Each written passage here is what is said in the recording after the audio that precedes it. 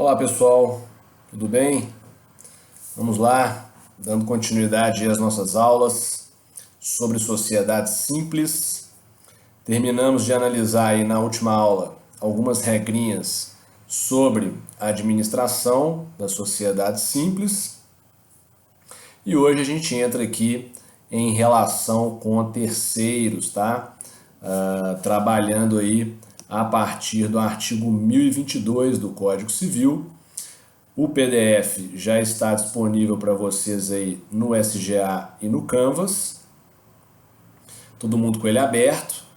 Nós começamos aí o estudo já com uma foto de um administrador de sociedade empresária, no caso, né, ex-administrador, né, o Ademir Bendini.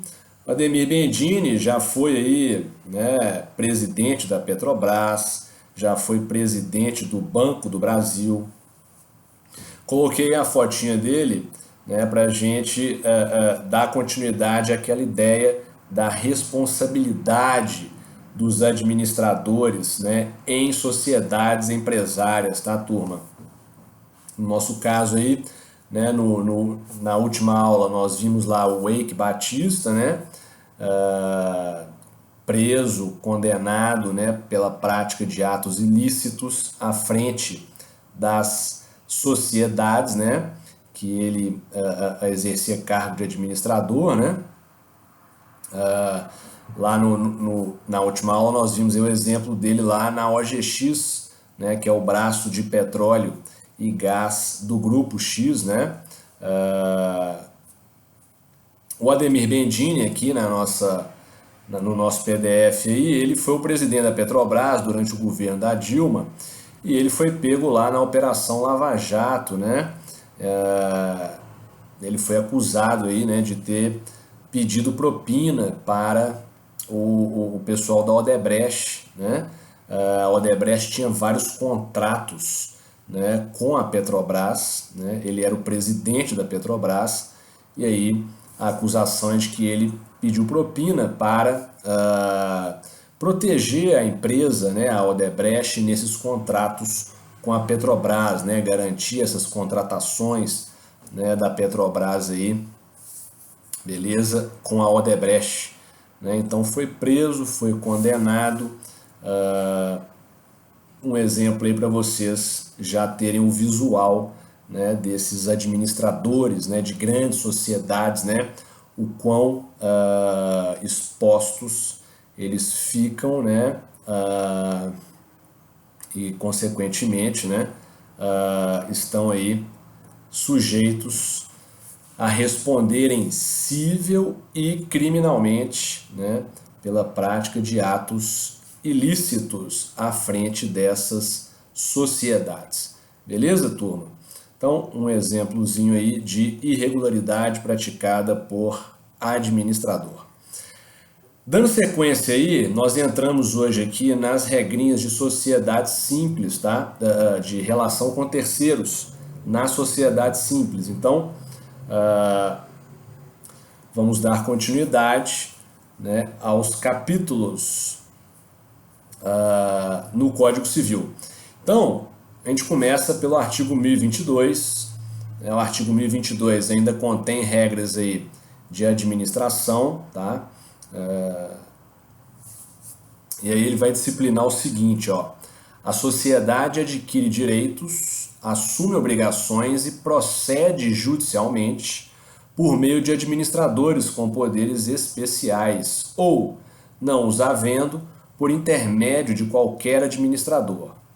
Então, uma regra simples, né? Eu já expliquei isso para vocês. O administrador é o representante legal da sociedade, né? Sempre vai ser uma pessoa física, tá, turma? Uma pessoa natural, né? Que pode ser tanto sócio da sociedade quanto não sócio, beleza? Pode ser um profissional do mercado lá que a sociedade vai buscar para gerir a sociedade, beleza? Pode ser lá um indivíduo formado em administração de empresas, beleza? Que não tem vínculo de sócio com a sociedade. Ou então pode ser um sócio mesmo. Como ele é um representante legal, é ele que se relaciona perante terceiros, tá, turma? ele é que possui poderes para usar o nome da sociedade e contrair assim direitos e deveres em nome da sociedade, beleza?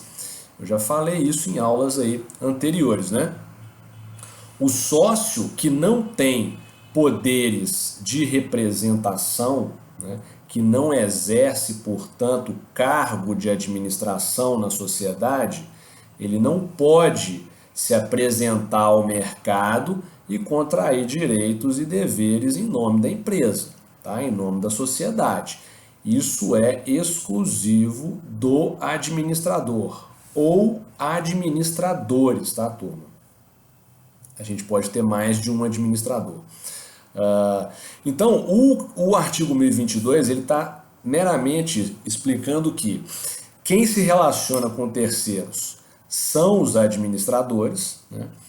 E que esses administradores eles podem ter poderes especiais definidos no ato constitutivo da sociedade, né? No contrato social ou em documento separado, ou não. Pode ser que não haja especificação desses poderes especiais e aí os administradores são livres aí para praticar quaisquer atos de gestão em nome da sociedade, tá, turma? Essa representação é importante destacar, né? Ela se dá tanto judicialmente quanto extrajudicialmente. Percebam que o 1022 ele destaca o judicialmente, olha lá, ó. A sociedade adquire direitos, assume obrigações e procede judicialmente por meio de administradores com poderes especiais, ou não os havendo, por intermédio de qualquer administrador. Então, judicialmente,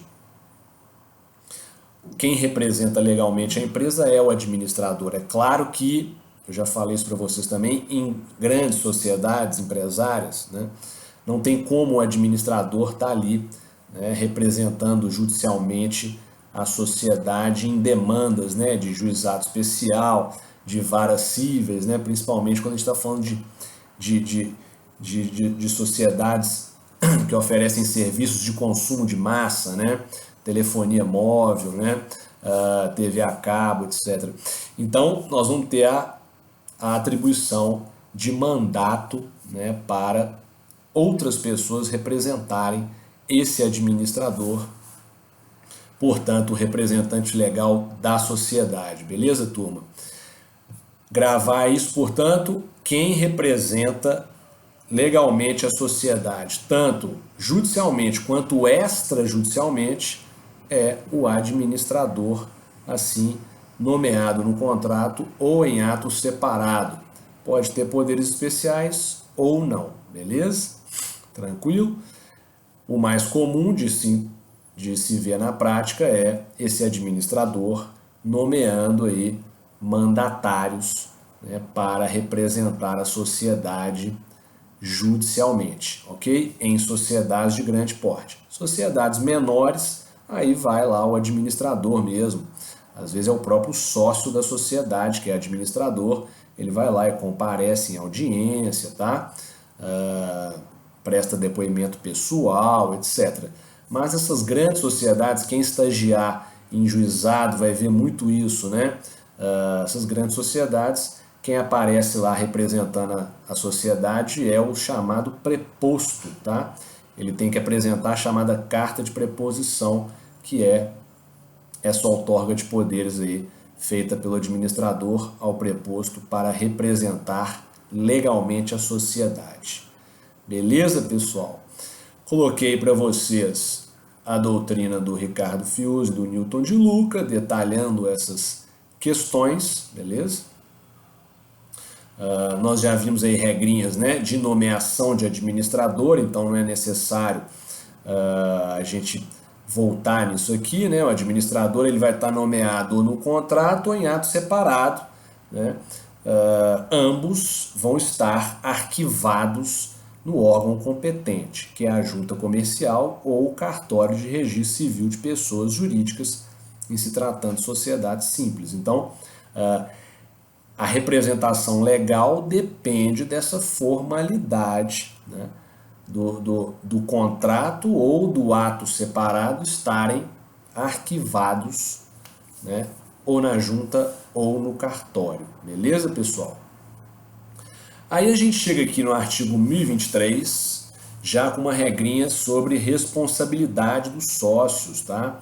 Então, no artigo 1023 nós temos que, se os bens da sociedade não lhe cobrirem as dívidas, respondem os sócios pelo saldo, na proporção em que participem das perdas sociais, salvo cláusula de responsabilidade solidária.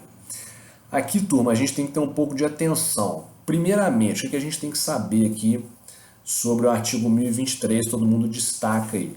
Sociedade simples, regra geral, a responsabilidade dos sócios é ilimitada, tá, turma? É ilimitada. Então, o que significa isso? Os sócios respondem com seus patrimônios pessoais pelas dívidas que são da sociedade, beleza? Só que vai ocorrer na sociedade simples, e essa vai ser a regra do próximo artigo, o chamado benefício de ordem, beleza? O que é o benefício de ordem? Aquela ideia que eu já ensinei para vocês, né?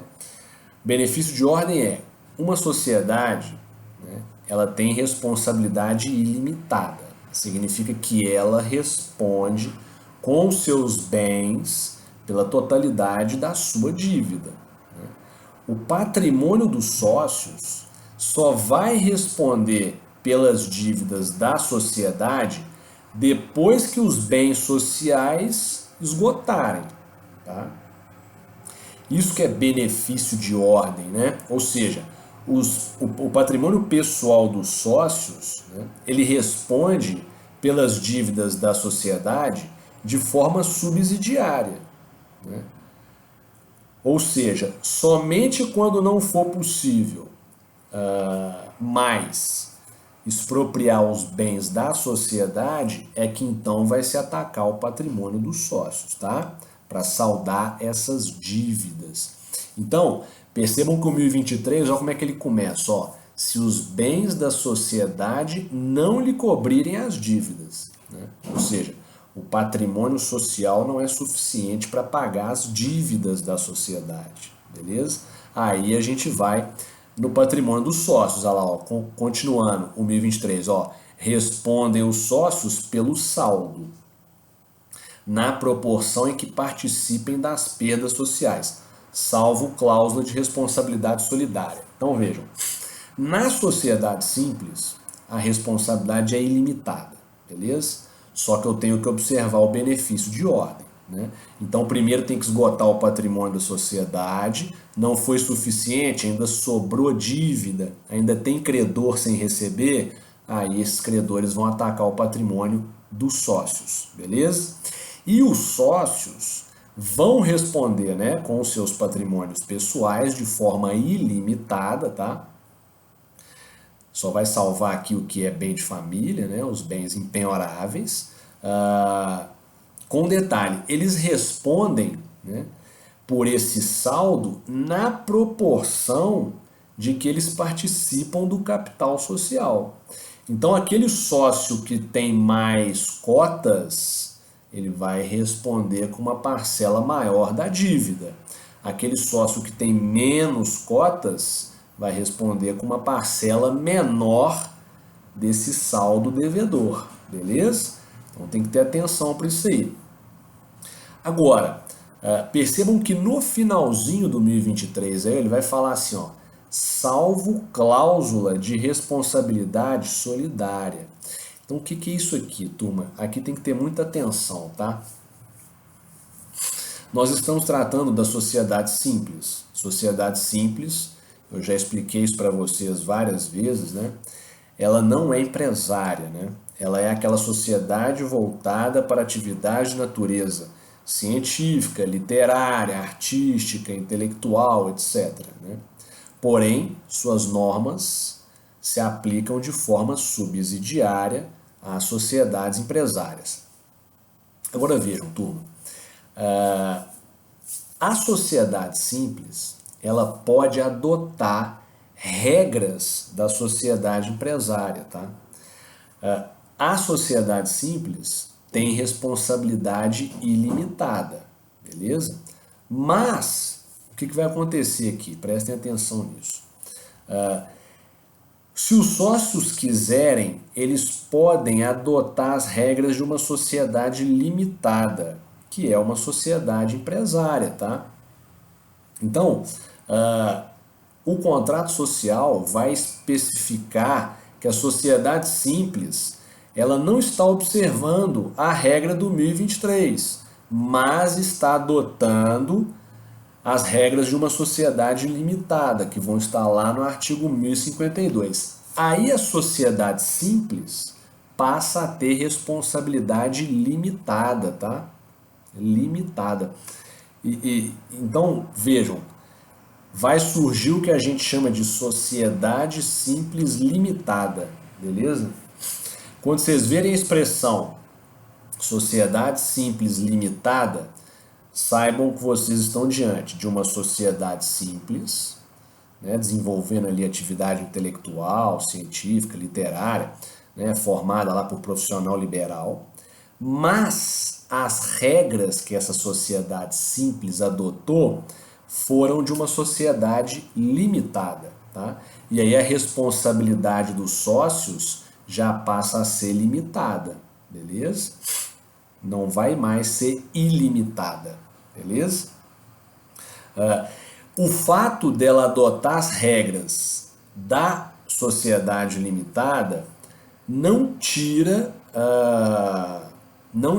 o seu caráter de sociedade simples, tá, turma? Ela continua sendo uma sociedade simples, desenvolvendo uma atividade não empresarial, beleza? Importante isso aqui. É só as regras, né, que vão reger ali a relação entre os sócios, a relação entre os sócios e terceiros, a questão envolvendo alienação de cota, tá? Dissolução da sociedade. São só essas regras formais que vão ser de uma sociedade empresária, mas isso não vai mudar a natureza jurídica da sociedade simples, que é de uma sociedade que desenvolve atividades de natureza civil, tá, turma? Isso aqui é muito importante, tenham atenção para isso. Todo mundo vai registrar aí, ó, o artigo que permite que a sociedade simples adote as regras da sociedade empresária, adote, por exemplo, as regras de uma LTDA, que é o mais comum da gente encontrar aí no mercado, na prática, é o artigo 983 do Código Civil, tá? Todo mundo destaca ele aí, o artigo 983. Então, gravem isso. A sociedade simples, regra geral, a responsabilidade dos sócios é ilimitada. Mas os sócios podem mudar isso no contrato, adotando as regras de uma sociedade empresária. Na prática, o mais comum, obviamente, é os sócios escolherem as regras da LTDA, já que o patrimônio dos sócios ali fica protegido, né? Em razão da responsabilidade limitada, beleza? O fato da sociedade simples adotar as regras da LTDA não tira a natureza de sociedade simples. É só as regras que vão ser de uma LTDA, mas a sociedade continua sendo simples, continua desenvolvendo atividade de natureza civil, beleza? Tranquilo isso aqui? Muita atenção para isso, tá, turma? E aí é o seguinte, quando ela adota as regras de uma sociedade limitada, por exemplo, de uma sociedade empresária, aí a responsabilidade pelas dívidas, né, passa a ser solidária dos sócios, tá, turma? O que significa isso? Eu vou tirar o caráter proporcional ao número de cotas e aí vai ser solidária. Todos os sócios ficam devendo a totalidade da dívida, beleza? Tranquilo? Então, quando você vai para a sociedade empresária, ali para a LTDA, aí a responsabilidade dos sócios já passa a ser solidária. Se eu não estou nas regras da LTDA, se eu estou aqui nas regras da Simples, então é o artigo 1023 que a gente vai aplicar, né? O 1023 ele vai definir lá, ó, o saldo devedor é de responsabilidade dos sócios, se o patrimônio da sociedade não cobrir as dívidas, né? Respondendo esses sócios na proporção de que participem das perdas sociais, ou seja, quem tem mais cotas paga uma parte maior da dívida, quem tem menos cotas paga uma parte menor da dívida.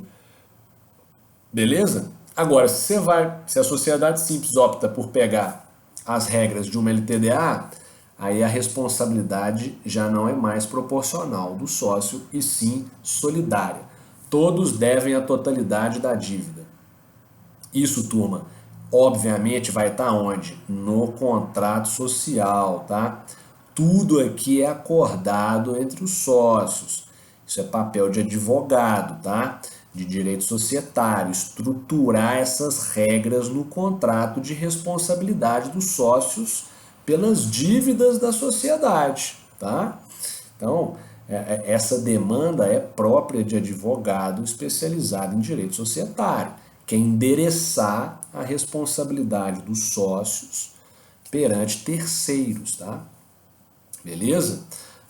Então, é muito interessante, né, você que está ali prestando consultoria jurídica, né, que está advogando para uma sociedade simples, né,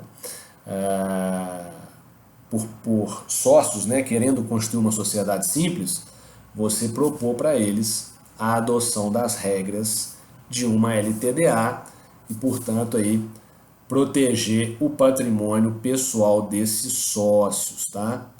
Artigo 983 do Código Civil. Todo mundo registra aí. Beleza, pessoal? Então, essa que é a regrinha. Responsabilidade de sócio em sociedade simples. Regra geral é ilimitada. A gente pode mudar essa regra adotando aí no contrato social as regras da LTDA, por exemplo. Beleza? O que é plenamente permitido pelo artigo 983 do Código Civil. Tranquilo, pessoal? Beleza? Então, ótimo.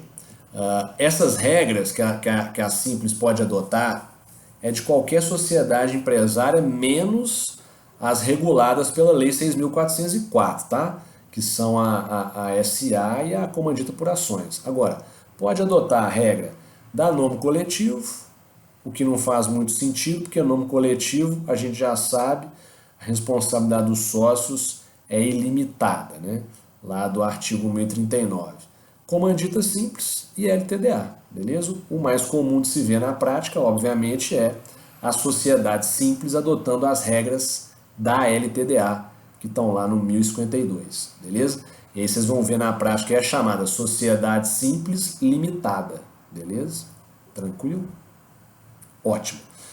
No artigo 1024, chegamos aqui agora, vem a regrinha do benefício de ordem, que eu acabei de explicar, né, que ela está detalhada aqui no 1024.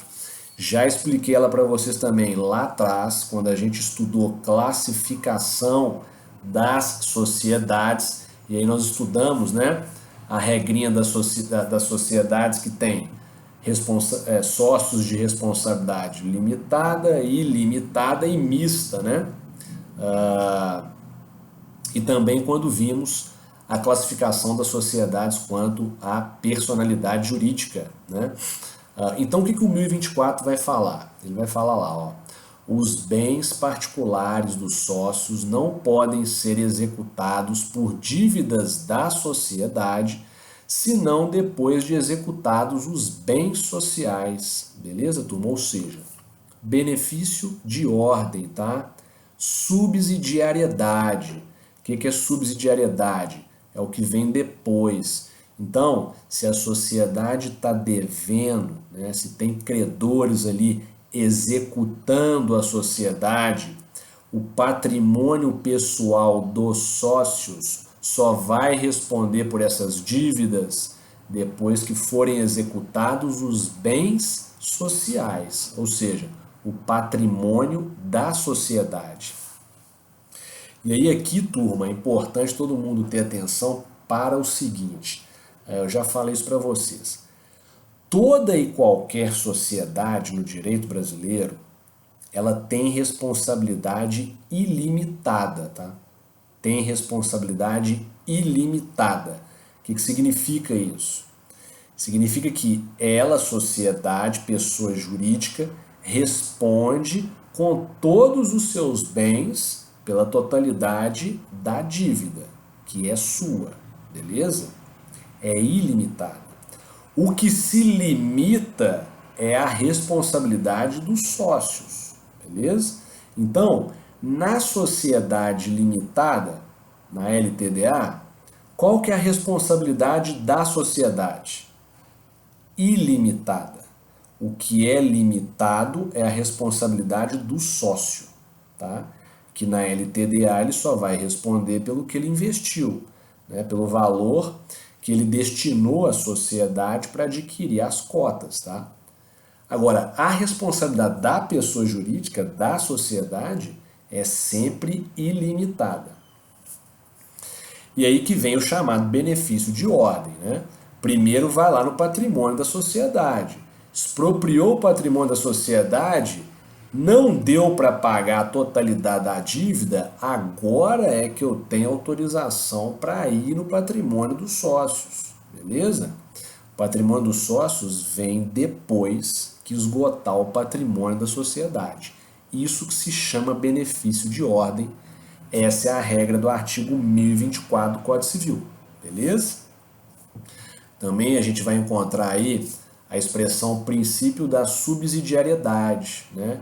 Que é essa ideia de que o patrimônio do sócio sempre vem depois, né? E aí, se eu estou na sociedade simples, regra geral, a responsabilidade é ilimitada, né?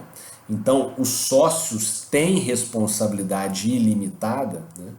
Primeiro vai expropriar o patrimônio da sociedade, não deu para pagar a totalidade da dívida, agora vai no patrimônio dos sócios e eles respondem lá proporcionalmente, né? Cada um com o valor das cotas que possui, etc.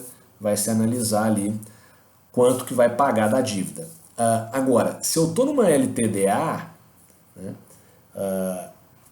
primeiro vai se expropriar o patrimônio da sociedade limitada, e aí se ele não for suficiente, não dá para ir no patrimônio do sócio, porque a responsabilidade do sócio agora é o quê? Limitada.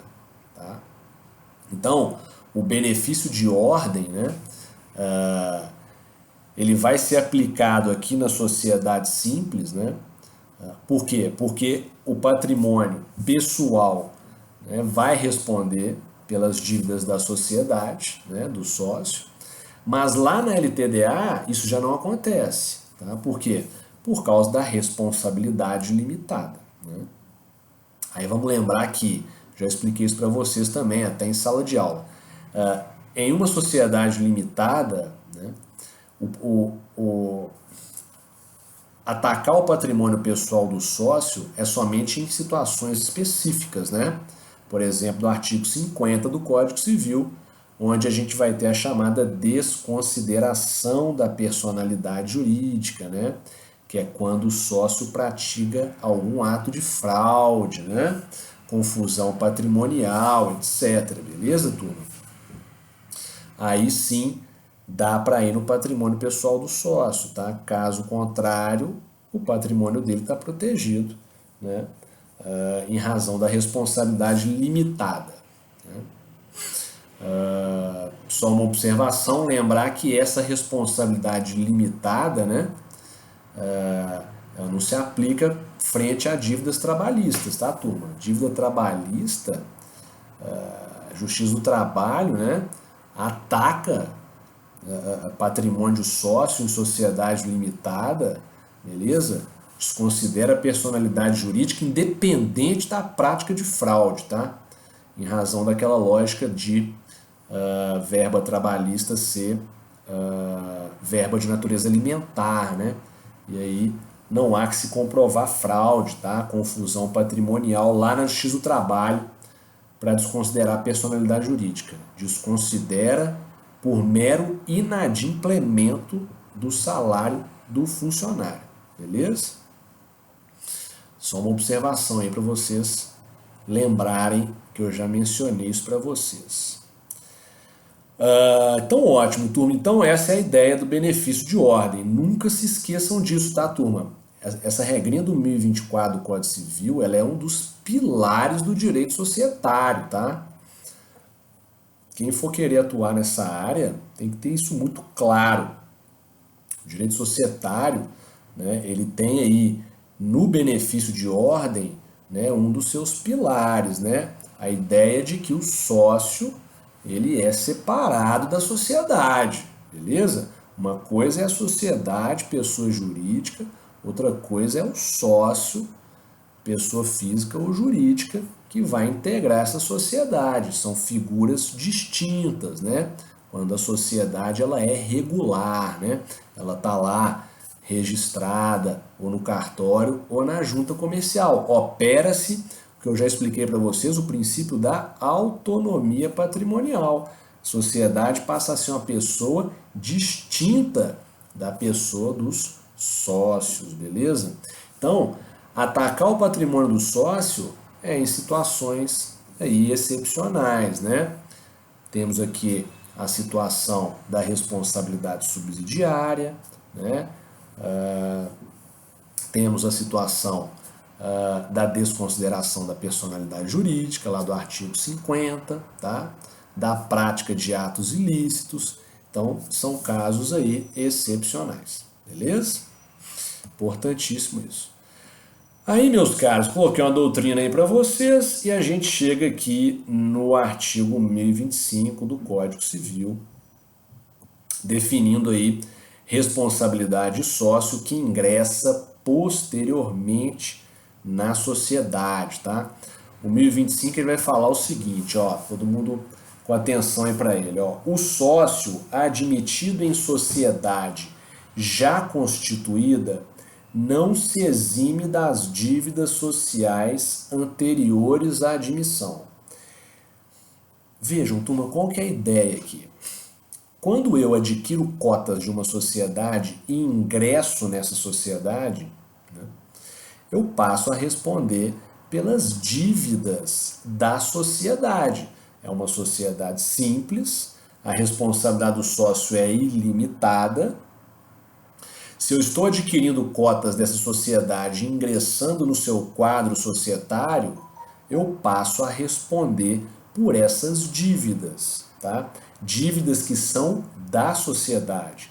Então a sociedade não conseguiu pagar suas dívidas, ela não tem patrimônio suficiente, aí o credor vai vir no patrimônio do sócio, né? Aí esse sócio que foi admitido posteriormente, ele vai responder por essas dívidas, beleza? Se ele quiser não responder por essas dívidas, ele vai ter que endereçar isso no contrato de alienação das cotas que ele está fazendo com quem ele está adquirindo as cotas, beleza? Então vai ter um sócio lá na sociedade que está vendendo as cotas e aí tem um terceiro que está comprando e está ingressando na sociedade.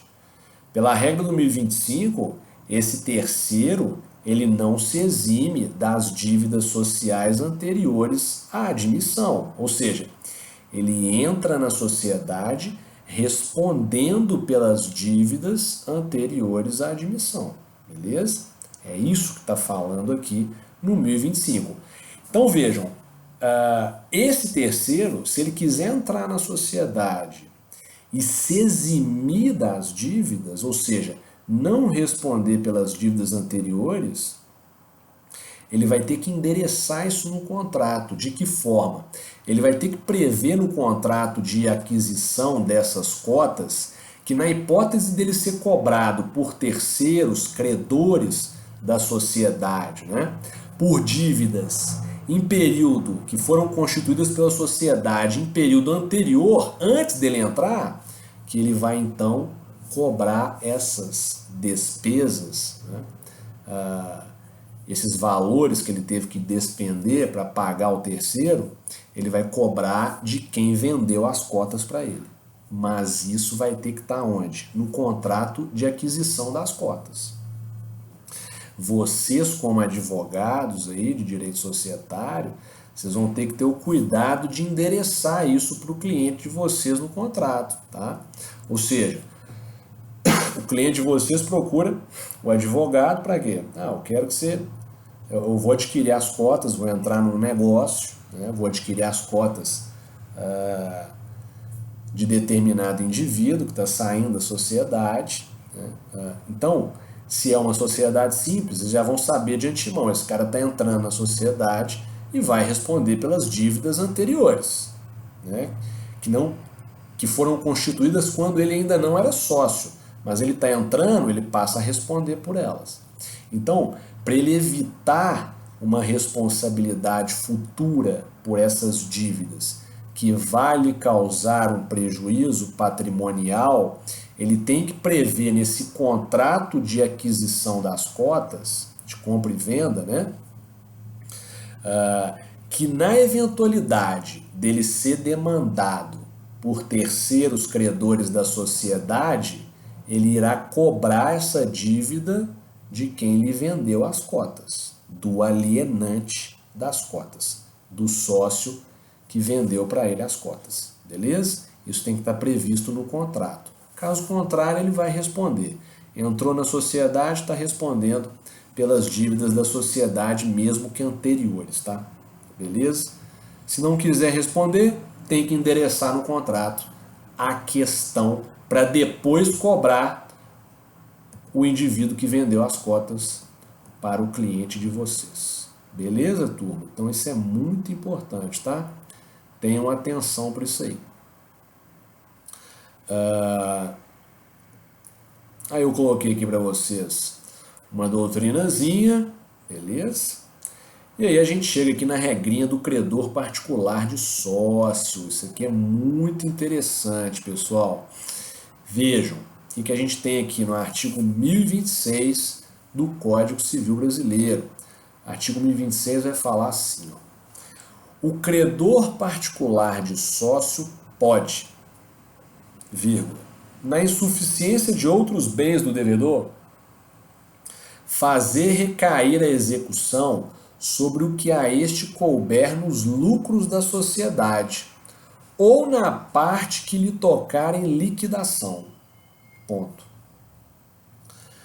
Vejam, turma, o que é isso aqui? Presta atenção.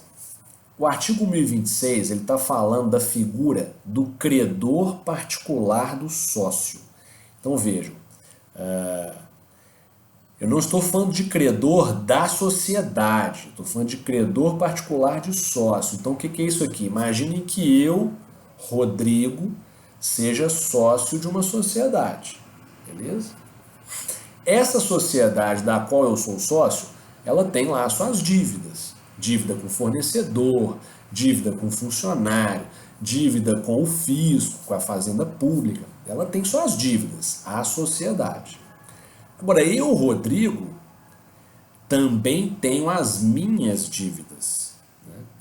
Então, eu como pessoa, uma pessoa física, uma pessoa natural, eu tenho minhas dívidas. Comprei um carro, estou devendo a concessionária, tem a moça que trabalha na minha casa, eu estou devendo o salário dela.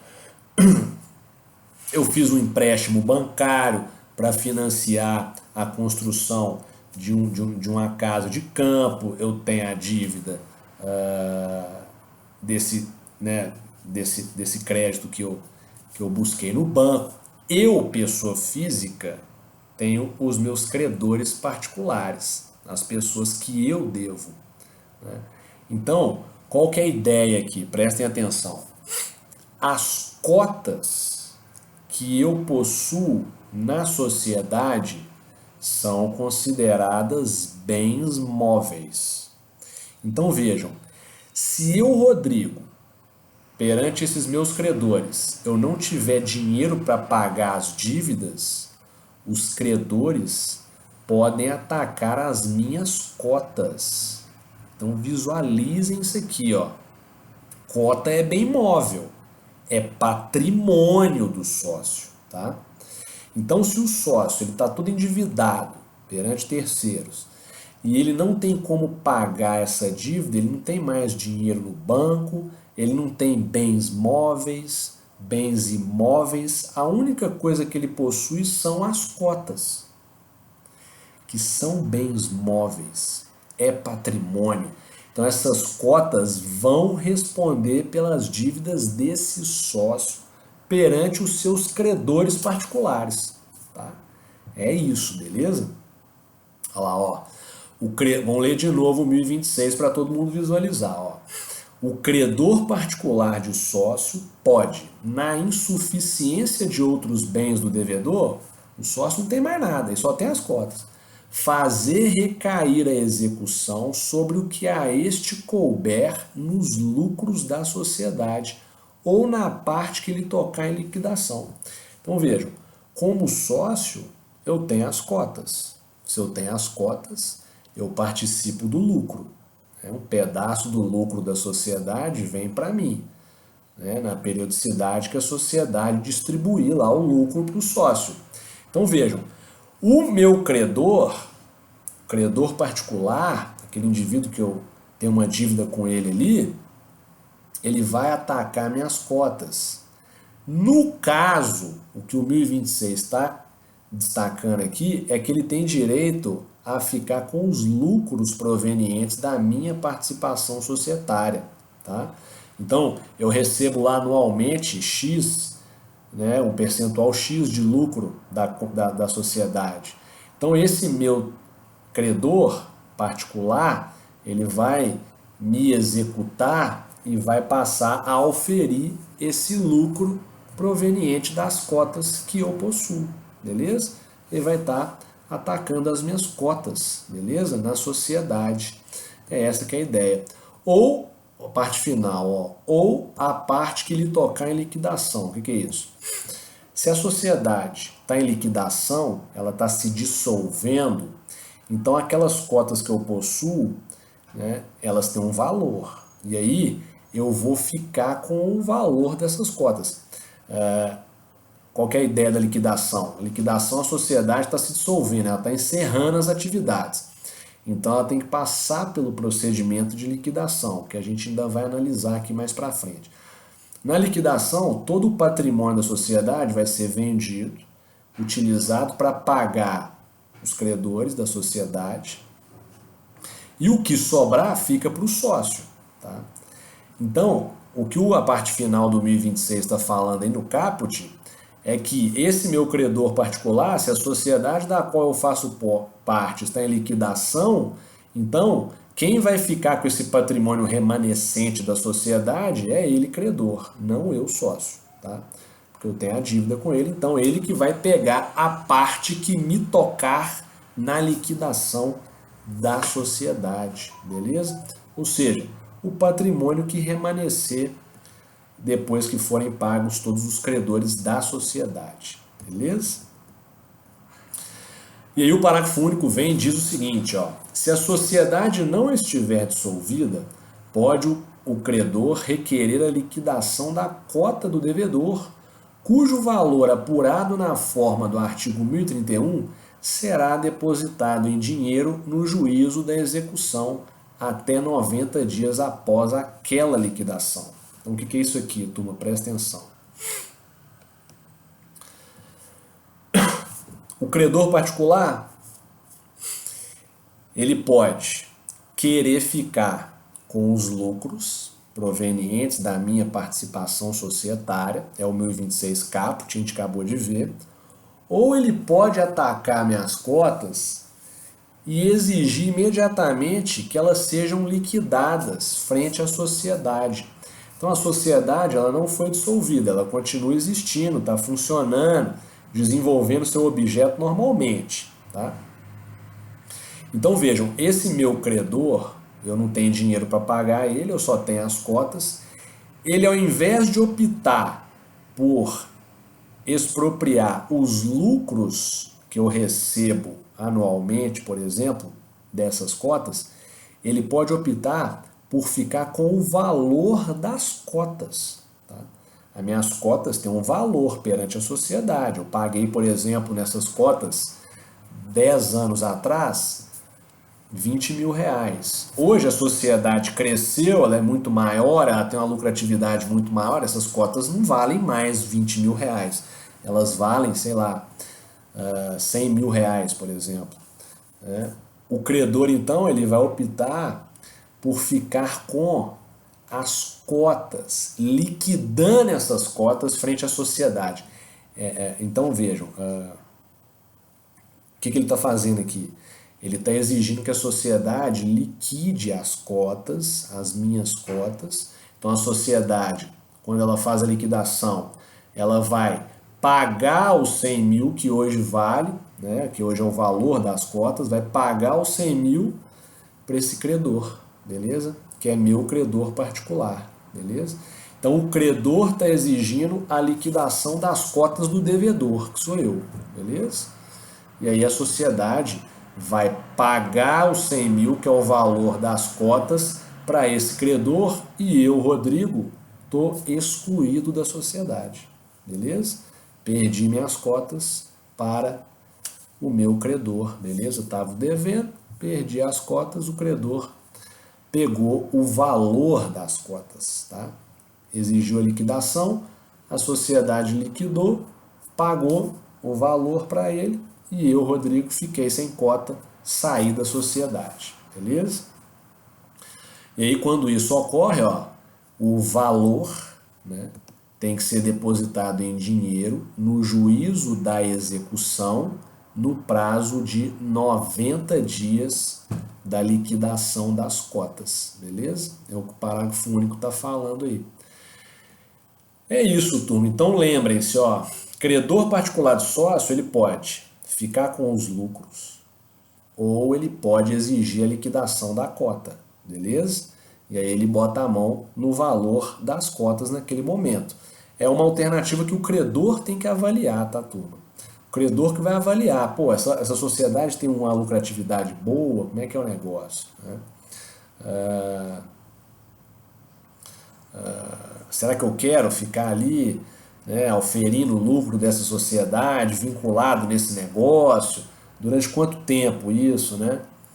Ou é melhor eu já mandar liquidar essas cotas e botar a mão na grana logo? Né? É isso, tá, turma? Essas são as alternativas do credor particular de um sócio devedor, beleza? Tranquilo? A gente endereça aí com o artigo 1026 essa situação, tá? Agora, um detalhe, uma pergunta que é interessante de fazer.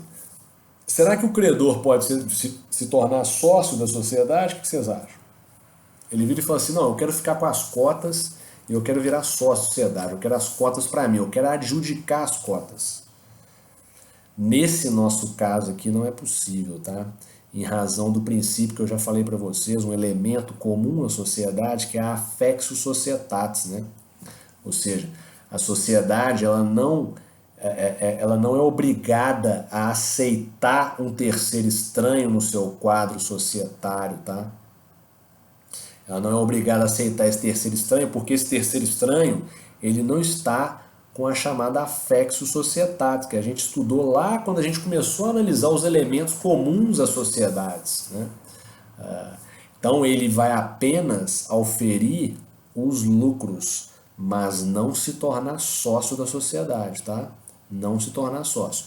É claro que aqui a gente está no campo do direito privado. Se os demais sócios da sociedade aceitarem o ingresso do credor, tudo bem, eles vão regular isso no contrato, mas regra geral não é automático isso, tá? Ele não entra na sociedade como sócio e começa a dar palpite e começa a querer fiscalizar livro empresarial e etc. Não, beleza? E começa a querer concorrer à cargo de administrador, não existe isso, tá? Ele vai apenas oferir os lucros, mas não vai exercer direitos de sócio na sociedade. Isso não, em razão da affectio societatis, beleza? Importante isso aí. Tem uma doutrinazinha aí para vocês. Chegamos aqui no artigo 1027 do Código Civil, que vai regular a questão dos herdeiros do cônjuge de sócio ou do cônjuge de sócio que se separou. O que é isso aqui, turma? Prestem atenção. Artigo 1027 vai conter a seguinte disposição. Vejam, os herdeiros do cônjuge sócio ou o cônjuge do que se separou judicialmente não podem exigir desde logo a parte que lhes couber na cota social, mas concorrer à divisão periódica dos lucros até que se liquide a sociedade. O que é isso aqui então, turma? Presta atenção. Aqui a gente tem duas situações, tá? Primeira situação, eu tenho uma situação em que ocorre o falecimento do sócio, e aí eu tenho lá a figura do cônjuge, tá? Esse cônjuge tem herdeiros, né? Então, vamos supor que eu esteja numa situação aqui que é a seguinte, ó. Eu tenho lá um sócio, esse sócio ele é casado, beleza? E ele é casado com uma pessoa, né, que possui filhos, que não são do sócio, tá? Beleza? Então, vejam. Eu vou ter então a figura de herdeiros do cônjuge de um sócio falecido. Então vamos supor que, né, esse sócio ele está lá com a sua esposa e aí ele sofre um acidente, tá? Sofre um acidente e os dois vêm a falecer, beleza? Vejam, ele sócio não tem filhos. Quem tem filhos é a esposa, é o cônjuge que tinha herdeiros, né, que tinha filhos, tá? Porque os filhos não eram do sócio, eram do cônjuge. Então, qual que é a regra aqui? Esses herdeiros do cônjuge de sócio falecido, eles não assumem as cotas do sócio falecido, tá?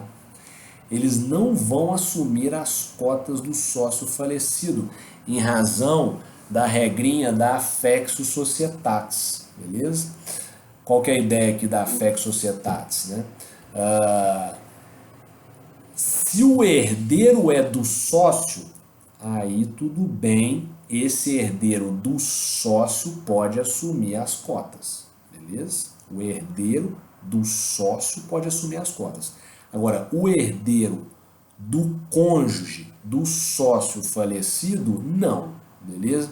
Porque aí já é diferente a situação, né? Os sócios, quando eles constituíram a sociedade ali, eles confiavam uns nos outros, né? Naquelas pessoas ali vinculadas aos sócios, tá? Né? Então, se posteriormente esse sócio ele casou com uma pessoa, essa pessoa já entrou nessa relação, tendo outros filhos, né? Isso não estava na ideia daqueles sócios que constituíram a sociedade, de repente terem que assumir o ingresso de um terceiro que é herdeiro do cônjuge do sócio que faleceu e esse sócio ele casou posteriormente. Percebem? Aí não é possível esses herdeiros entrarem na sociedade pela sucessão das cotas, tá? Não. As cotas podem ser liquidadas e o valor correspondente entregue para eles, em dinheiro. Mas eles assumirem as cotas e se tornarem sócios, não. É totalmente diferente se, por exemplo, eu tenho uma sociedade lá, eu sou sócio da sociedade, beleza? Eu sou sócio da sociedade. Eu tenho filhos, né? Eu tenho filhos, né, que são ali meus, né, com a minha esposa, tá? Se acontecer uma fatalidade e a gente falecer, é óbvio que esses filhos, meu e dela, vão herdar as cotas e vão assumir o meu lugar na sociedade, né? Isso é óbvio. Né? É diferente quando os herdeiros são apenas do cônjuge do sócio que faleceu. Aí não, beleza? Aí não ocorre essa transferência das cotas para eles, tá? O que vai acontecer em relação a eles é a liquidação das cotas e aí eles vão auferir ali o valor patrimonial dessas cotas. Então eles não assumem a posição do sócio falecido. Agora, vejam que o 1027 ele fala assim, ó, os herdeiros do cônjuge sócio ou o cônjuge do que se separou judicialmente não podem exigir desde logo a parte que lhes couber na cota social, tá? Mas concorrer à divisão periódica dos lucros até que se liquide a sociedade. Então o que é isso aqui? Prestem atenção. Eles não podem, faleceu lá o pai e a mãe, eles não podem vir e falar assim, agora eu quero o valor patrimonial da cota de imediato. Não. Igual no 1026, que a gente acabou de analisar, vai acontecer no 1027 em relação a esses herdeiros. Eles vão participar da sociedade só dos lucros, tá? Só dos lucros. Mas não assumem a posição de sócio, não podem exercer direitos de sócio, tá? Eles vão participar dos lucros até que se liquide a sociedade. Até que os sócios ali decidam liquidar aquela posição, dar o dinheiro para eles e se livrar deles, tá? Os demais sócios, né? Ou a própria sociedade ir à dissolução, tá? Então vejam, eles não conseguem exigir que essa cota seja liquidada de imediato, porque isso seria prejudicial para a sociedade, né? Que a gente tem que lembrar do princípio da função social, né? Às vezes liquidar de imediato aquelas cotas pode gerar um prejuízo para a sociedade, porque a sociedade tem que pagar para eles o valor. Pode gerar um prejuízo para a sociedade, né? Então eles não conseguem exigir isso de imediato, né? Exigir judicialmente, tá, turma? De imediato. Então eles vão ficar ali participando dos lucros sem tomarem a posição de sócio, isso não é possível, tá? Sem exercerem a posição de sócio, até que ocorra a liquidação das cotas e o pagamento para eles desses valores. Na prática, quando a gente está em sociedades maiores, tá? Sociedades que têm caixa, né? Têm patrimônio, são robustas, quando ocorre esse tipo de situação, que os sócios falecem e tem herdeiros de cônjuge ali, ou então até em relação aos herdeiros dele próprio, sócio, é muito comum os demais sócios decidirem por já liquidar de imediato as cotas, pagar para os herdeiros e resolver o problema. Não se assumem os herdeiros, tá? Na sociedade, mesmo quando é herdeiro direto do sócio. É muito comum isso. O próprio contrato social já prevê que em caso de falecimento do sócio, suas cotas serão imediatamente liquidadas. É muito comum. Vocês vão encontrar isso muito na prática. Contrato social já definindo que se o sócio morre, as cotas deles já são liquidadas e o valor entregue para os herdeiros. Beleza? Muito comum. Agora, se isso não está previsto no contrato, aí a gente aplica o 1027. Esses herdeiros não conseguem exigir de imediato, né? Se a sociedade tiver condições, ela até vai lá e já liquida as cotas e paga. Mas ela não é obrigada a fazer isso imediatamente, não. Beleza? É isso que o 1027 está destacando. E aí a ideia é essa, a fex societatis, preservar aquele núcleo de sócios ali, né? Os sócios, eles confiavam no sócio que morreu, não necessariamente no seu herdeiro, né? Ou no herdeiro do seu cônjuge, né? Beleza? Ou no cônjuge, né, do sócio que faleceu, beleza? Que também está tratado aqui no 1027, né? Tranquilo, turma? Então essa que é a ideia. Herdeiro, como é que funciona? Se é herdeiro direto do sócio, pode assumir as cotas, tá? Se tornar sócio, exercer direitos de sócio. O contrato social vai regular isso. Herdeiro de cônjuge do sócio falecido? Não. Aí, o máximo que pode acontecer é eles auferirem os lucros, mas sem exercer direito de sócio, até que ocorra a liquidação, por vontade própria da sociedade ou por outros motivos lá, por exemplo, falência, tá? É essa que é a ideia. Beleza, pessoal? A ideia é a Fexio Societatis, E essa questão deles não poderem exigir de imediato a liquidação das cotas é para preservar a função social da empresa, tá? Princípio da função social, que a gente já conhece, já ensinei para vocês.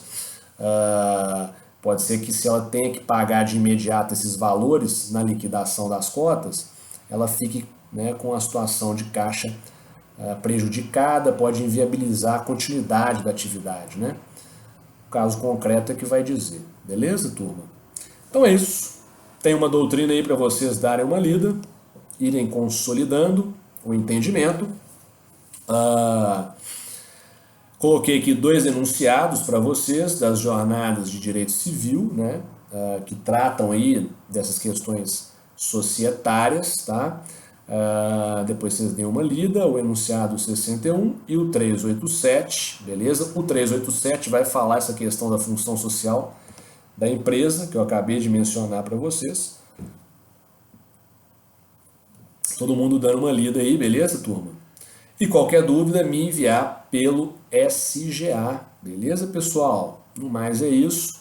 Vamos em frente aí. Aquele abraço e até mais.